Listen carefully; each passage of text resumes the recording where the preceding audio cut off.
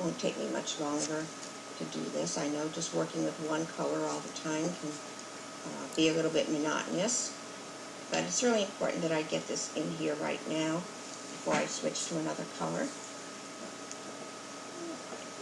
Okay, now I'm going to rinse off my brush, and I'm going to just get some of this lighter blue in here. All right, there we go, just like this.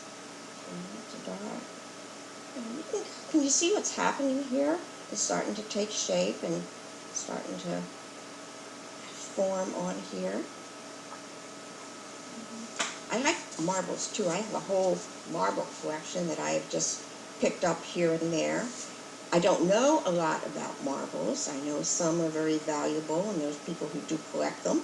I'm not into marbles like that, but I'm just attracted to things that are glass, and therefore I have jars, bottles, marbles, and a lot of marbles also have very strong, beautiful colors: red, greens, reds, blues, even black ones, white ones, the whole realm.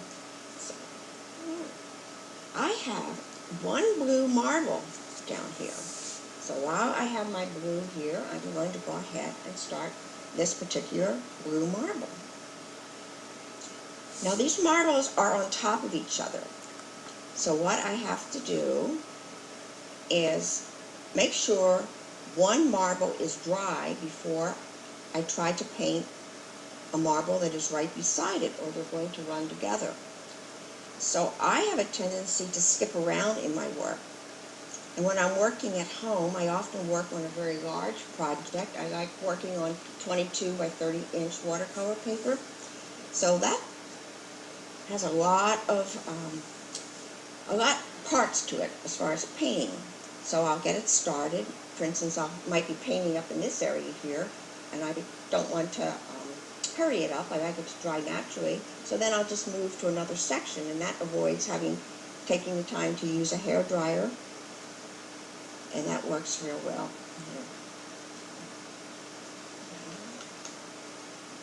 One more, a little bit of, whoops, I got a little, let's wipe that up real quick. Let's put the top on this marble here, a bit of blue. And you can see, look how blue this water is already. Yeah, so you can see why you want to change water frequently if you're using these really dark colors. Just here right there. And that's the only blue marble I actually have on here. I'm just checking this over right now, make sure that I got most of the blue. I can come back later and add some more, but alright, let's put some little things right here, and a little bit of blue right here. And this is very light up here. Matter of fact, I can probably just use my blue water for this. Yep, look at that. Have the blue water just go along here. Don't even have to add any additional paint. And a little bit of light blue right here. Just pull this down. Okay, where else? Okay, this is a real light blue here. That's almost lighter than my water is. Just take advantage of that water. So it's not always a bad thing. Maybe a good thing here. There we go. Woo. Now, do you see what I'm talking about earlier when I said students ask me, how do I paint glass? And just, if you look at this, what are we doing? Color. Right now, it's just all blue. And look at the shapes that we see. One thing, if you're interested in painting glass, is start to study it. Put just plain ordinary glasses, vases, whatever you might have, put them on a windowsill and look at them in the morning. See what the shapes are and the color. Then midday, look at it again, and you'll see different shapes and color. And the same for the evening.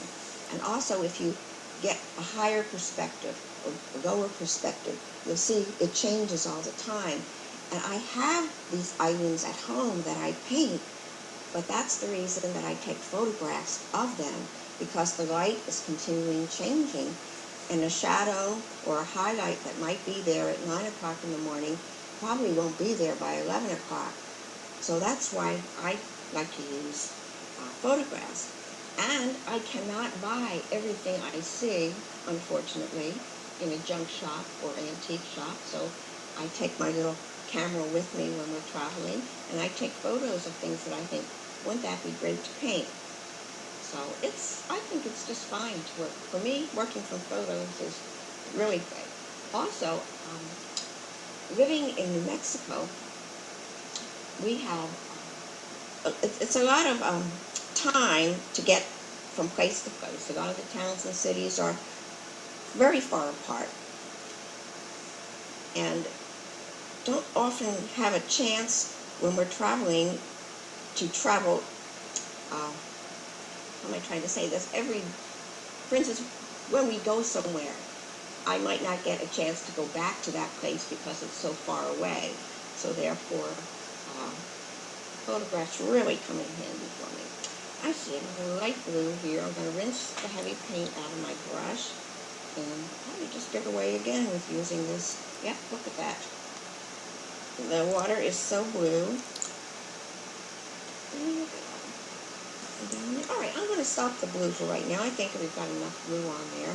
But look at take a second, just look at all these different variety of shapes that we have right there. Now the next thing I'm going to do is I'm going to continue with the marbles. But this area is wet right here, this marble. So I'm going to skip down and I'm going to do this marble down here, which is orange and yellow. Give this time to dry so I can do some of the other ones. Now I have some clean water here. I'm going to put this blue water down here and let's get some nice fresh water. And I have I'm going to whip up an orange. I like to mix a lot of my colors. I have a very limited palette because I like to mix colors. So I have Indian yellow right here, a little bit of that. Add a little water to that. Wipe some of this off. Clean tissue. And a little bit of alizarin crimson. And that's going to make a real pretty orange here. Yeah, magic. Got to test it on here. Okay. There we go. First thing I'm going to do is use a little bit of plain yellow. A little bit more water. And I'm going to cover this whole, what you can see of this marble. It's hidden under these other two marbles here. But let's get the base color on, then I will go back and add additional color to it. This marble up in this area here is also has a lot of yellow in it and orange. So I'm going to go ahead and put, I think this blue is dry enough that I can come in here. Put this on here like this. There's a highlight, a nice big highlight on these marbles. They're made of glass, they're shiny, they're going to have highlights also. There we go. And now, there's going to be a little bit of yellow and orange reflecting down here in this area. While I have that on my brush, I'm just going to go ahead and just paint that right now. Put a little bit of yellow here. A little bit of yellow down in this area right here. Do it all at once. It just saves a lot of time if you can do it this way. Up here, I also have a little bit of yellow that's reflecting off of this. I've got some yellow up here. Where else do I see some yellow? That's okay for right now. I'm going to rinse my brush.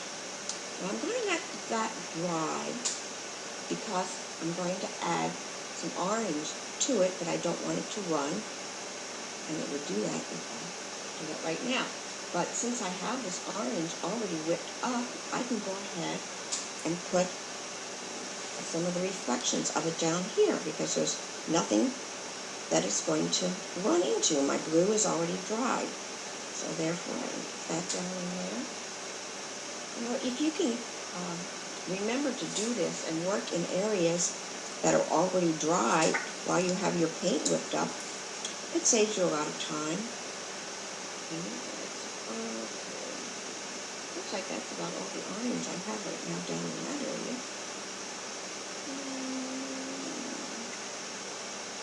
This as much. Oh, I see one more spot of yellow right down in here. This corner right here. That one. Okay. There you go. I was trying to avoid using the hair dryer, but I guess I'm going to have to use that for a moment because I don't want my colors to run together.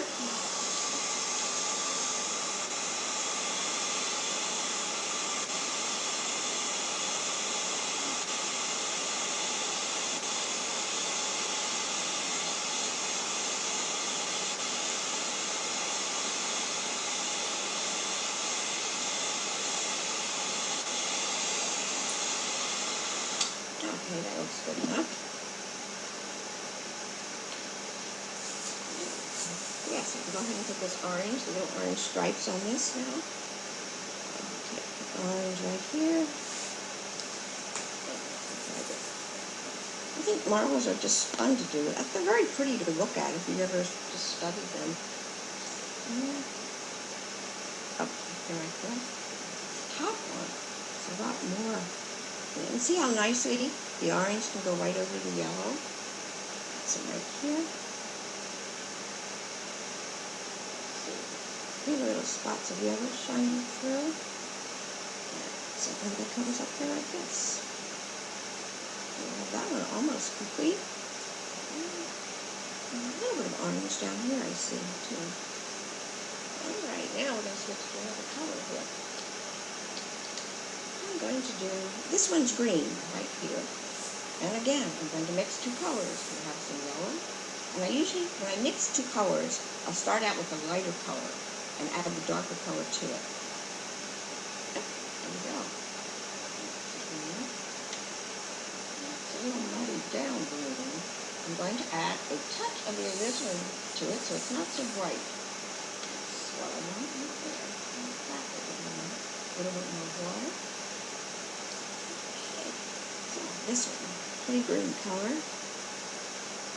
And again, this marble has a highlight on it, so we remember to leave that little highlight on there.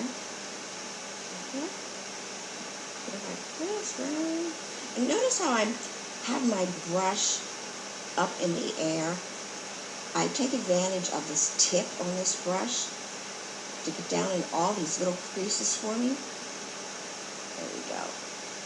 And also, by having your brush up in the air, the paint, natural gravity, flows down, so I don't have to keep dipping into my paint as often.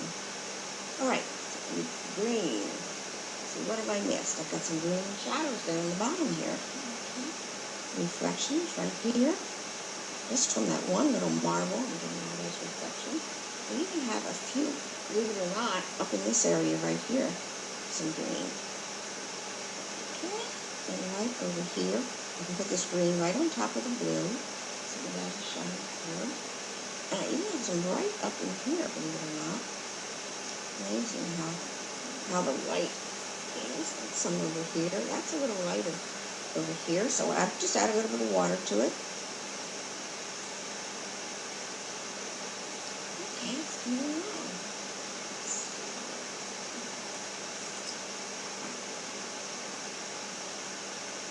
Okay, I had a student one time who came in to class and was painting some flowers, and she wasn't real happy with them. She had gotten them pretty dark, and next week she came back and it was just beautiful. All the darkness was gone.